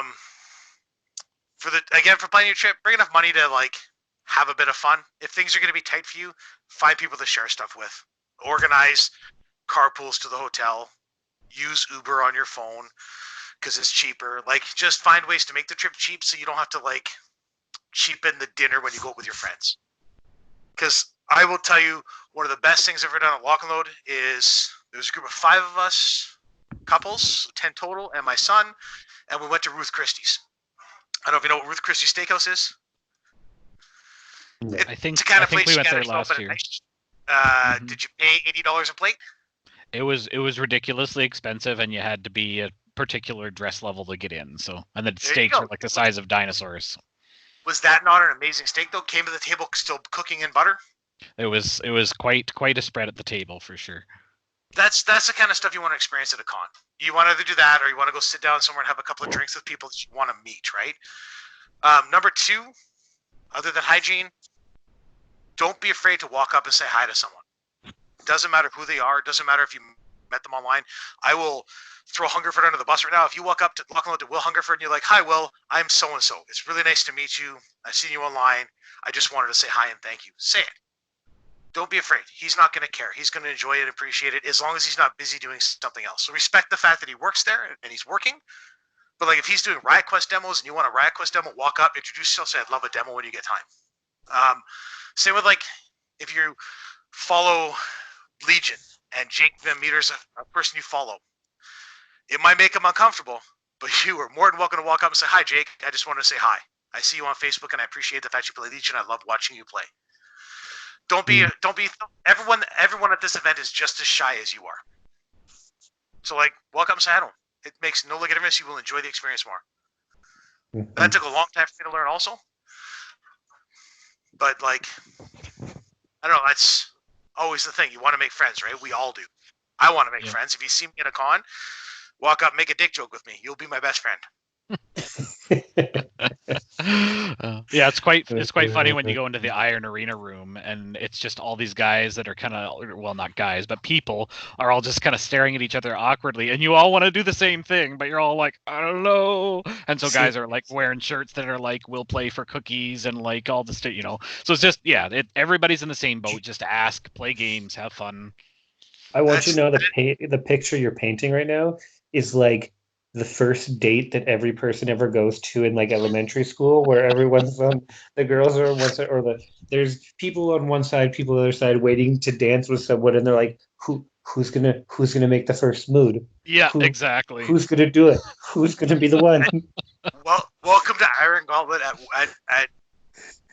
Lock and Load. It is the coolest thing ever to sit there and watch, though, because like I'm not an introvert. I'm an extrovert. I like being out in public. I like being around people. So like I get into that environment, and it's overwhelming at first. But like, just pick someone that you like the look of his shirt. Walk up and say, "Man, your shirt's really cool. Do you want to go play a game?" Like it's that easy. And I say it's that easy as an extrovert, knowing that introverts is extremely more difficult. Just don't be afraid. No one's gonna say no, and if they say no, they're gonna feel really bad they said no. Yeah. It's the experience of Lock and Load. If you want to do it, this is the 20th year too. If you're gonna go to Lock and Load for an actual Lock and Load, this is gonna be the year. Mm-hmm. Yeah. Nice. Like Didn't know that. Good to know that. Yeah, they're gonna release Warcaster, the new game. They'll have all the Riot Quest stuff will be coming out in full force. Mompoc will still be around. War Machine's still gonna be around. Like there's gonna be a lot going on, and it's the 20th anniversary. I'm sure they'll do something super fucking cool because they did it the 15th, right? Nice. Yep. I'm pumped. Yep, it's going to be a lot of fun for sure. I haven't missed a lot yet. Nice. Yep. I've been to I can't remember how many I've been to now. I don't know if this is my 5th one or something. I can't remember, but it's been quite fun for sure. Oh, I've got some great I'm sure you do also, Dave. Sorry? I've got some great Lock and Load stories. I'm sure you also do, Dave. Yeah, well, mine probably are a little more. Mine are probably a little more tame than yours, but yes. You know what? I think my favorite Lock and Load story is actually not even about me. Our first year we went, it was super intimidating. I'd never been to like anything that large. Like this year, I'm going to Adepticon. It'll be my first Adepticon, and that'll be the biggest time. Like I've never gone anything that big before. Lock and Load's been the biggest event I've ever gone to, shy of Las Vegas Open, which again is just tabletop gaming. So like when I went to Lock and Load, I'd only done Vancouver, Alberta, Seattle. I'd been down to Portland once for an event, but like I hadn't been to like a big con. They were all like 200-player Warhammer tournaments. It wasn't like a convention where there's going to be, 15, 1,600 people all there with an iron arena. Like it was super daunting my first year. And yeah, it was a really entertaining experience. And what made it entertaining was I went down with Nathan Boza, who's most people won't know Nathan unless you were a press ganger back in the day. Nathan was our press, and he's a colorful dude. And I went down with like Uncle Rick, and Danny. So again, 2 players no longer play War Machine that often. And it was the year Green Lantern had come out. And I may have told you the story, Dave, but they went to Green Lantern in Seattle at a local theater to see it because I was still playing in the Masters. So they didn't invite me. And Rick walks in and buys tickets for the guys because Rick's like 15 years our senior, and it's a con, and he's just got a little extra cash than we do because he's done well in life, and he opts to buy the tickets, and the guys go over and they're buying popcorn, and they're putting M&Ms in the popcorn and stuff, and he's like, this is really cool, I like the theater. He's looking around like, oh, it's super, there's a lot of dudes here, cool. Or he walks in the theater, they don't quite clue in anything, and then Nathan walks out to get another drink, and he's like, so like some special event going on? You got all these specials up? And the guy's like, yeah, it's I'm trying to remember how the wording of it, but it was effectively like a gay couples night. So it was like a theater built on it. So Rick walks out, Nathan told him in the theater, and again, our friends are super like cool with each other, right? So Rick just walks out, and he's got these 2 guys that are 15, 20 years younger, and he like does the arm stretch, puts his arms around them both, and walks them both out the door. I get this told to me by Nathan, who loves to over-exaggerate stories and make things more humorous. That's my first takeaway from the first Lock and Load. Oh, nice. I took a younger fellow, Brindley, down with me, Brindley he was a 40K player in high school when I first met him, and his mom came down to the store. We were doing paint day. His mom made a point of coming down and meeting me. When I went to the first Lock and Load, I would just become a social worker. So like the mom trusted me. We were sort of friends. I'd met her a bunch of times. She had my phone number. I had a phone that worked in the States. Like I'd paid for a plan. So I'm like, if you need them, call me. So like I went to hit the border, and I realized He's only 17. Oh no. His mom had given him a note to cross the border with. That's. I didn't realize that until he hands over his license or hands over his passport with his note. And I'm like, what's the note? He goes, oh, it's so I can cross the border with you. I'm only 17. And I'm like, what? Because at the time, I'm like 33, right? But she'd asked me and she paid his way. And like, I was like, whatever, like he can stay in the hotel. I'll look after him. I'll be like an uncle. It is what it is, right? He's this kid that's been playing like Warmachine with me for years before that. So like, I know him Brindley for 7-8 years. He was like a little brother, right? So like I hit the border, and I'm like, this is super freaking awkward, right? So yeah, lots of, I couldn't tell you games I played in the first lock and load. I couldn't tell you games I played at any lock and load, but I can tell you people I've met, cool things that have happened, and funny stories. Yeah, and that's what it's all about. I can tell you that Torbjorn picked my child up in Amsterdam. So we flew to Amsterdam. Colton was super tired. God, he'd have been 11. And he crawled up under one of the tables, and it was like 4 p.m. So we wanted to stay up till 7 and then go to bed at 7. So it resets his clock, and he gets the time, no jet lag, right? Because we have a busy weekend, and then a busy week of travel to Europe, and then like a week in Paris. Like we want to get that clock going right away. So he crawls up. He's so tired because at this point he's been up for like 19 hours. He crawls up the table and falls asleep. And Torbjorn, a man I've never met in my entire life. Torbjorn is like a head taller than me. He's probably like 6'10", 7 foot, somewhere in that range. This big lumbering giant. I'm like, hey Torbjorn, can you wake my kid up? And he's like, what? I'm like, can you wake my kid up? He's like, sure, I can. Big thick Swedish accent. Bends down, picks my kid up, lifts him up by his feet, holds him up full arm's length over. Well, time to wake up a little bit. Here's Jesus out of my. I couldn't tell you my first 3 opponents. I can tell you that story word for word how it happened, the time of day, and everything, because it was so great. My kid's reaction was just priceless. That's awesome. Nice. My kid's reaction was that of terror and fear.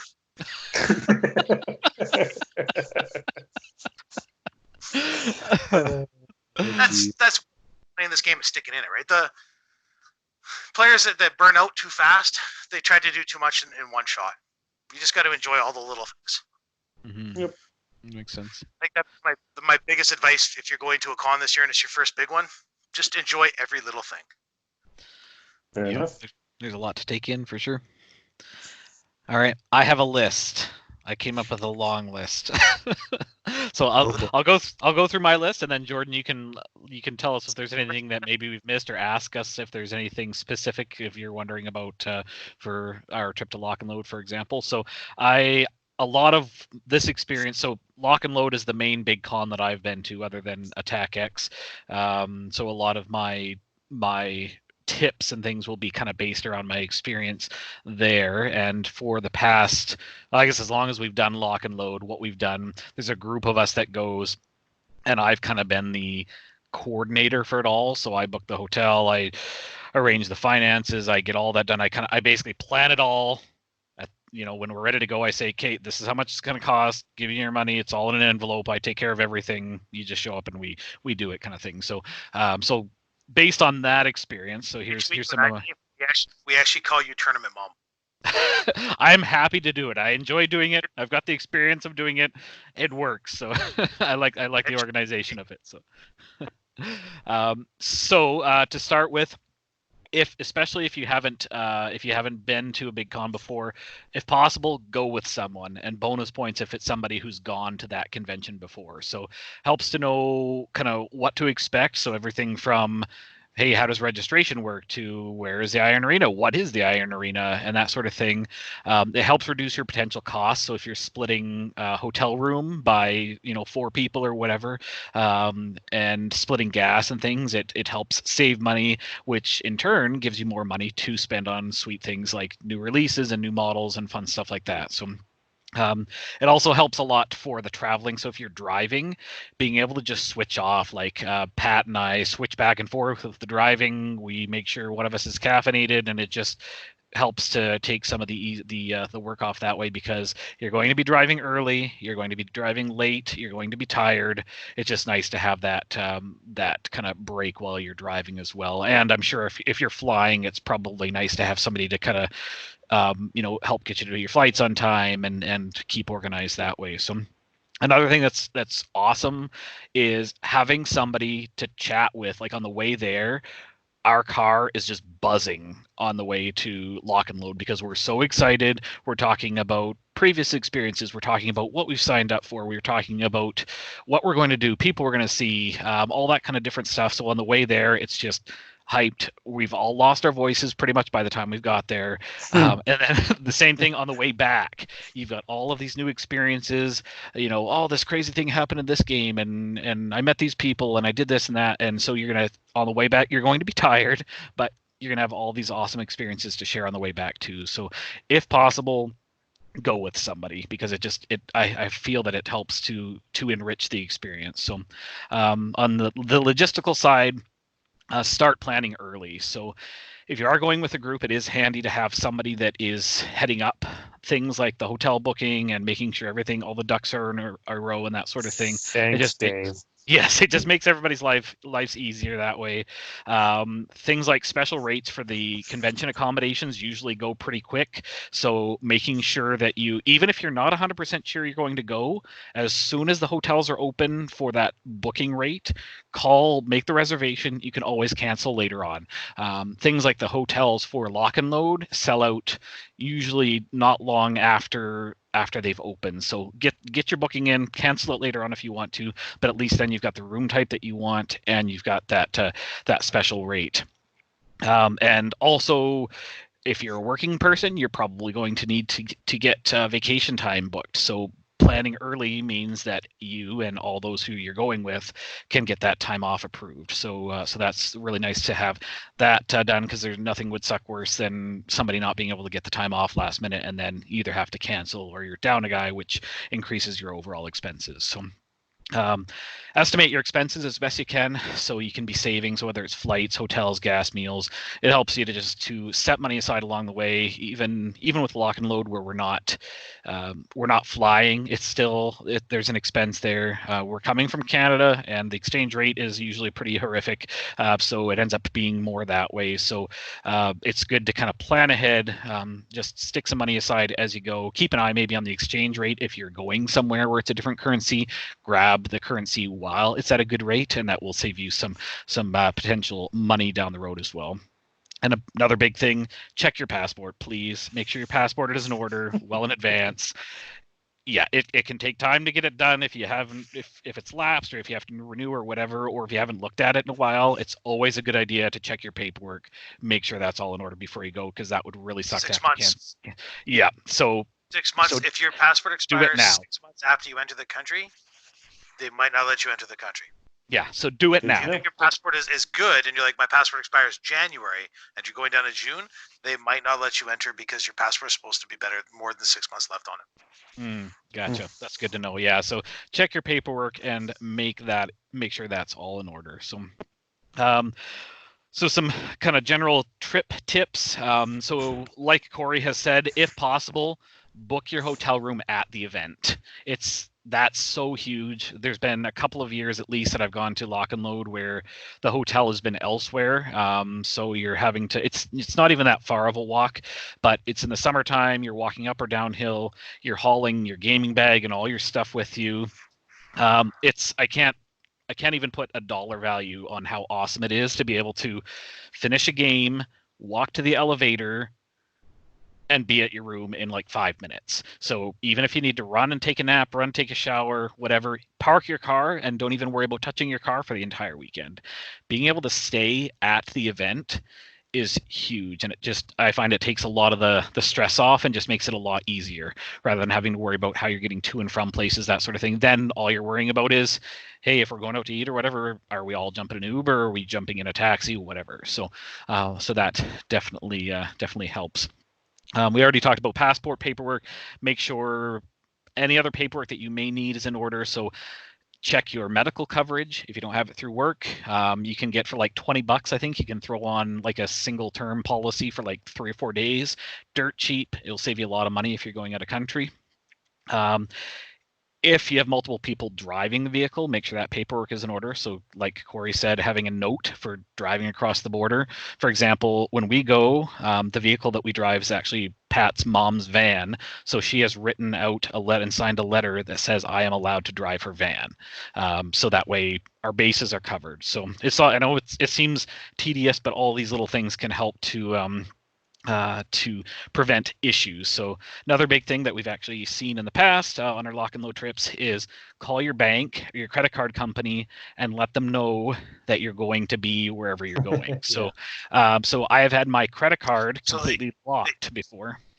You can't call anymore, Dave. What you do is so if you're flying to a con, because again in Canada you can't call the bank and be like, I'm going to this con, can you put a note in my file anymore? They took that feature away. But buy something at the airport because now they track it on a computer. So if you buy a bottle of pop for the plane, because once you pass security, you can buy a drink, right? Buy a drink at the airport on your credit card you're going to use, and what it'll do is it'll trigger the computer that tracks it to be like, no, he flew. He'll be anywhere next. And then when you land, just do something small on your credit card again to be like, this is the city I'm landing in. Right. Okay, that makes sense. Cool. Yeah, because I know like 1 year after the fact, my credit card got locked down because they're like, oh, you were in Seattle and that's unusual or whatever. And I know Dustin has also had where he had to take cash out while he was down there, and I think his bank account ended up getting locked or something because he tried to use his card at a bank machine. Obviously, they didn't have our Canadian banks down there, so that was not only did he get dinged a bunch of money for each transaction that he did because it wasn't his bank, but because it seemed like suspicious activity, his account gets locked down, and then you're spending time in the hotel room calling 1-800 numbers trying to get that fixed. So just plan ahead for that kind of thing. Even if you do what Cory did, that's a great idea. At least so they know, so you don't run into that thing. If you're taking just cash, then that's fine. But and for anybody who may be using a card, it was never my idea. It was Rebecca's. I don't do any of this money. See, Dave, we plan trips totally differently. I wake up and I pack a bag and I leave. Nice. And everything just sort of seems to work out for me. Nice. Until that one trip where you end up where you're not supposed to be. No, my plane got canceled and it took me 18 hours to get home because of a flight change. But that's fine because under new regulations in Canada, I get reimbursed for that time, hopefully. It's true. Nice. Yeah, I enjoy the planning part, but having somebody else do it is also very nice. So along with that, check your cell provider. So before you go, the first year that we went to Lock and Load, and this is a not so great memory that I had, but we wanted to get something to eat and it was late. So Lock and Load is held in Bellevue, and it was like, I don't even know what day it was, but it was late. We were trying to find something to eat. A group of us were walking around, we didn't know the area, couldn't find food anywhere. Nothing was open, and I hadn't activated data on my phone for being outside of the country, so I couldn't just look up whatever. So we wandered around for the longest time, ended up throwing a few quarters in the vending machine, had chips for dinner, and went to bed, basically. Little did I know that just a few blocks away, there was an Earl's, and there was a mall, and there was a this, and then that, and the other thing. So I'm like, forget this. I'm having data and calling and texting on my phone when I go down there. So if it's not automatic on your phone, get that added if you think that you're going to need data, or if you think you may need to call a spouse or family or whatever, or just being able to text whoever while you're there, because oftentimes the Wi-Fi at the event won't be free, for example. So either you pay extra through your hotel or whatever. So that's something to keep in mind. And then finally, for the general trip tips, GPS is your friend. We have had. Yeah, without GPS, we would have been screwed a lot for Lock and Load and general conventions overall. So whether you've got GPS in your car or through your phone or whatever, it will save you a lot of trouble. So I have never gotten you lost, Dave. No, if you're driving, that's fine. Well, I'm looking at the phone telling you the directions while we're driving, but I'm your GPS. I just don't have a sexy voice like Vicky from the GPS machine. So it's sexy enough to me, Dave. I appreciate that. I appreciate that. You're getting a hug next time I see you, Cory. Wednesday night hug. Thanks, Oh, thanks, buddy. aw. So I'm gonna make it long and awkward. Whisper in your ear. excellent. Because for those of you that don't know, everything is more awkward when you whisper it. This is true. It's This is true, true. right? I'm gonna hug you. So we'll have lots of time for that at Lock and Load, Jordan. Don't worry. Okay, good. So for a few things of what to bring, so Cory already mentioned this, and this is number one on my list: earplugs. Bring earplugs, and if you are a snorer, bring breathe right strips. The snoring Number is 2, Dave. real. Number 2, pit stick is number 1. Yes, that is also very, very high. Yes, there's some general.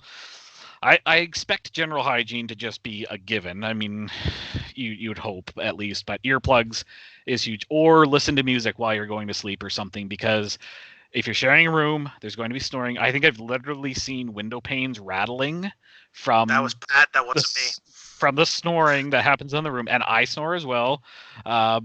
It's gonna happen. It sucks to be laying awake in bed all night because there's 3 other guys or whatever snoring in the room, and just earplugs will save you a ton of time. Make sure you brought all your meds with you. I particularly like to take ibuprofen and Tylenol, and at the beginning of the day, I just pop one of each of those because I'm not a hardcore gamer, so I find if I go to an event and if I play 3 games in a row, my back and my legs are killing me, and I never want to see the game again by the end of the day. So some proactive ibuprofen and Tylenol keeps me a happy camper throughout the day. Bring drinks and snacks along that you can toss in your backpack. Some venues don't allow outside food and drink, but if it does, having something as simple as a granola bar with you or something, because like Cory said, the event may, if you're playing particularly in a tournament, it may be a very short window for lunches or whatever. And if you tend to go to DeathClock, like some people around here, Jordan, then you may not. I never DeathClock. It's literally in your name. It's not a thing I do. You may find that you have 5 minutes between rounds to clean up your stuff, get to the next table, and get started. So having, granola bars or fruit bars or whatever with you can be a huge lifesaver and keep you a happy camper throughout the day. What some of the guys also like to do is bring food for the hotel room, so to reduce what you end up spending on meals. For example, most hotel rooms are going to have a mini fridge, so bring stuff to make sandwiches or whatever, or stuff to eat in the hotel room. That way maybe you just have to worry about buying dinner that night, kind of thing. Your lunch and your breakfast you can kind of figure out in the hotel room, which can save you some money, again, for sweet swag that's going to be sold at the venue. On that, Dave, I also I fly. I've fly to lots of events.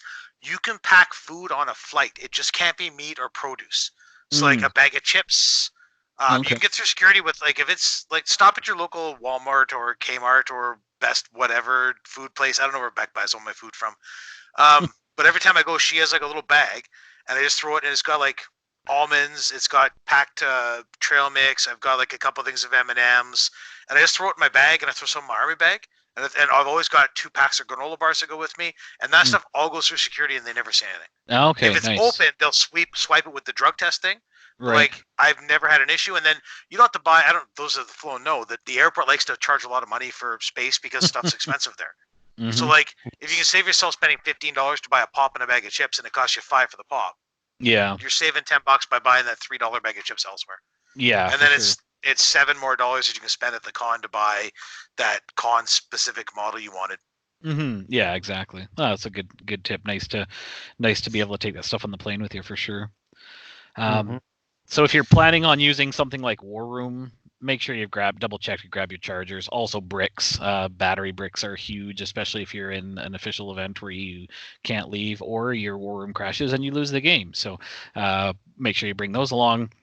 I like to bring a few hobby things like glue. Now, this is me driving in a car, not going in a plane, but glue, hobby knife, files, clippers, because oftentimes there will be some sweet releases that you're wanting to get your hands on. Then you have what you need with you to get those releases put together. There have been hardcore guys that have gone to Lock and Load when a new faction releases, They go to the store first thing, they buy the entire faction, and then they spend a crazy, feverish amount of time in the hotel room with a whole crew of people, assembling, priming, painting an entire army to have it ready for the event. So that's a little extreme example, but you're going to want to often play the awesome new stuff that you're able to get, especially at Lock and Load, where they're going to have pre-releases and that sort of thing. Also bring along things like paints, primer, and brushes. If you want to do, like, Lock and Load has a ton of really cool hobby hangouts and different things like that, where you can go, you can learn to paint with some of the studio guys, and there's lots of really cool, like, learn how to do OSL or how to do two brush blending and all that kind of different stuff. So if you bring even a little pack of a few standard paints, they usually have a lot of paints there, but if you have your brushes, they usually have a designated area, like at a loading dock or something, where you can prime. That way you can, if you grab a new model or if you have some models that you want to work on, you've got what you need with you if you want to take a break from the event and go check out some of the hobby stuff. Also, I recommend bringing, like what Cory said, if you have the space, bring a whole bunch of models. Don't just limit yourself to your two 75-point lists or whatever, particularly if you end up being in something like Iron Arena, or if you're playing competitive and then you end up dropping and wanting to go play in Iron Arena. A lot of those games are at wonky points levels. You're playing like 2-on-2s or 3-on-3s or 4-on-4s, these massive games where you're playing 25, 35, 50 points, whatever, or caster draft and all these kind of weird kind of variants of the game that are a lot of fun. Bring a variety of models, and that way you don't limit yourself to just your tournament list. So it gives you the options to play around with whatever you want. So, and then the last few points I just have are for general event recommendations. So in advance, if an event schedule has been provided, take a look and see what events and hangouts and sessions you'd be interested in. So for example, for Lock and Load, there's a PDF that gets released. There are a ton of things in a ton of different rooms, everything from games to dev talks to hobby hangouts, that sort of thing. And they're usually at specific blocks. They're something like the Iron Arena will be running like all weekend, but there'll be, half an hour blocks for different things here and there. So have a look at that and plan in advance a little bit if there are certain things that you want to get to. And when you have that schedule, I recommend printing it off, even just highlighting the ones that you're wanting to go to.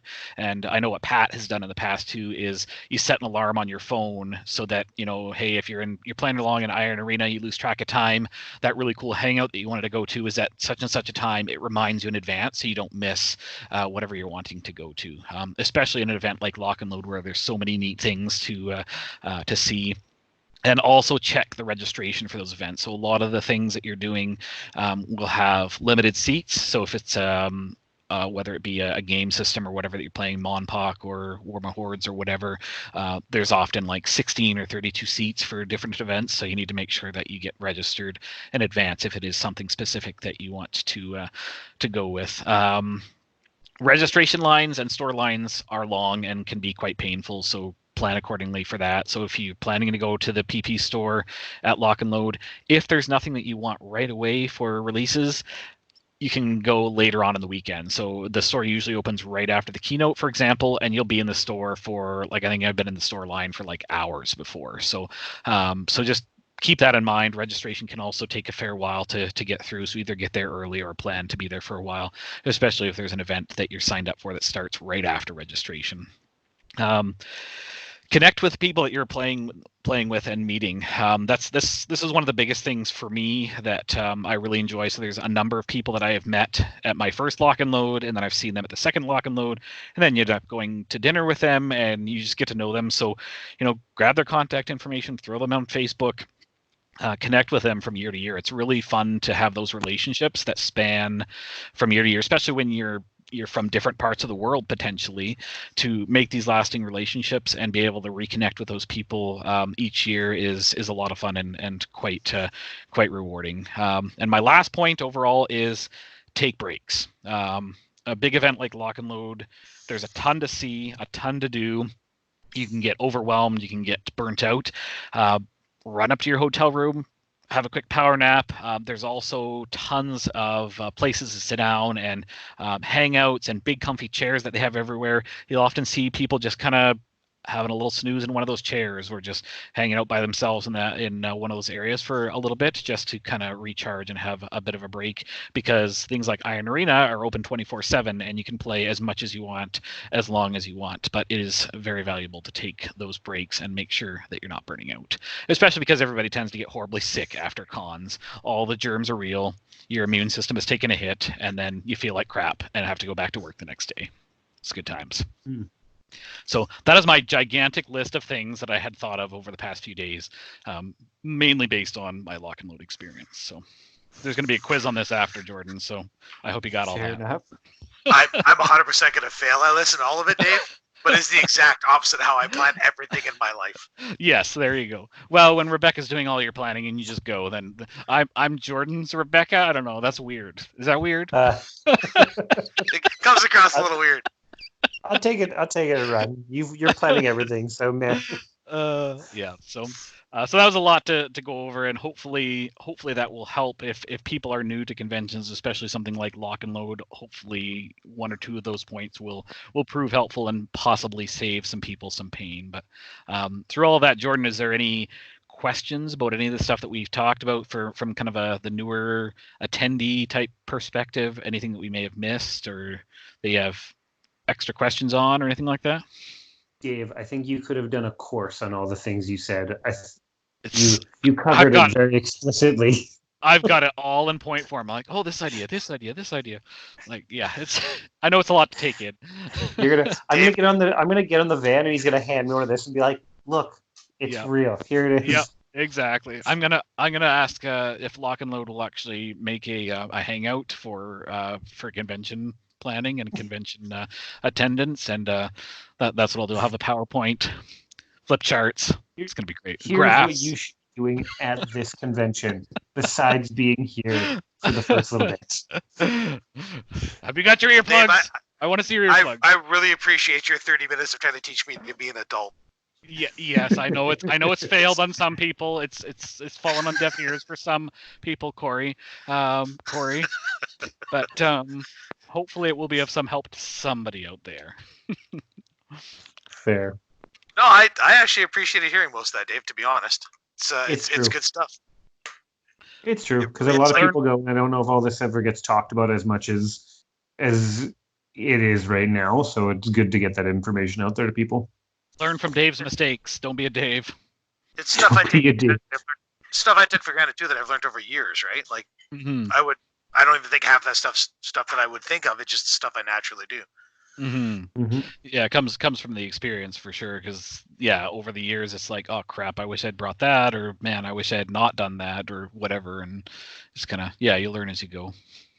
But overall, conventions are fantastic. Super great time. If you've never been to a large convention, I highly recommend finding one that's semi-near to you, if it's within your financial means, and make it happen. It's just a great time. If you don't want to be super overwhelmed, don't even worry about signing up for any of the competitive stuff. If they have, casual Iron Arena type stuff, go and do that, because you can come and go as you please. Meet people, have fun. It's a super awesome experience. I highly recommend, if you have not done anything other than just local tournaments, conventions are a great time for sure. I would still argue for a lot of conventions you can do the first round of like a Masters. Just play out your 4 games. Don't care if you win or lose. You get 4 or 5 games out of it against, you might get lucky. And I will tell you, some of my favorite games in the world I've lost to really good people. Like, you might get lucky and play like an Aaron Whale or a JVM in round 1. Yeah, you might have to have a great game to beat them, but like, you're going to have fun with that game regardless, and you're going to take a story home, because those are great guys to play, right? Yeah. Or you might end up getting stuck playing me and just hear a ton of dick jokes. And you probably win, because I'm a horrible player now. Nice. Well, Jordan, any other comments or questions at all, or? No, I think I'm good. Cool. And we will do, Lock and Load is a few months away, but we are going to plan to do some sort of a recap after kind of the events that we go to, and Lock and Load will be a big one. I'm sure there'll be lots of fun stories, and we'll maybe try to get Pat and stuff on here to see what we can do, but that would be kind of fun to do a recap of Lock and Load stories and things after everybody's recuperated. So I just had the stampede of cats come through. Nice, nice. Yes, I put my stampede of children to bed before I started. Fair. Yeah, my child's the one you hear in the background now who just got back from hockey. Nice. Yelling at the dog. You can tell him he's a celebrity now. We've all heard about his napping in other countries and being hung upside down by jolly green giants and shaken in front of a crowd. So he's famous. Also probably traumatized. I don't think he's probably more traumatized being my son than anything else anyone else could do to him. I can understand that. Luckily, I put money aside for his counseling, so we'll be fine. Well, there you go. You don't get money for college or education. You'll need the counseling. You'll need so much counseling. That's great. Well, I think we'll wrap up with that unless anybody has any closing comments at all or anything we haven't covered. All right, I would close by saying if anyone has any questions they want they'd like brought up or a topic, feel free to message. Yeah, for sure. We may or may not completely ignore it, or we may or may not do more podcasty type episodes. It's nice to be able to supplement when we aren't able to stream. So it's been with schedules and stuff, it's been challenging to get enough people in the same room to record on a regular basis and that sort of thing. So we want to have some extra content here and there, and being able to Skype record it is much easier than having to get out and about if people aren't available physically. So Dave, I learned this Skype thing all on my own. You didn't even have to help me. Nice. Ooh. Nice. I know. Rebecca helped you, didn't she? Rebecca did not help me. Ooh.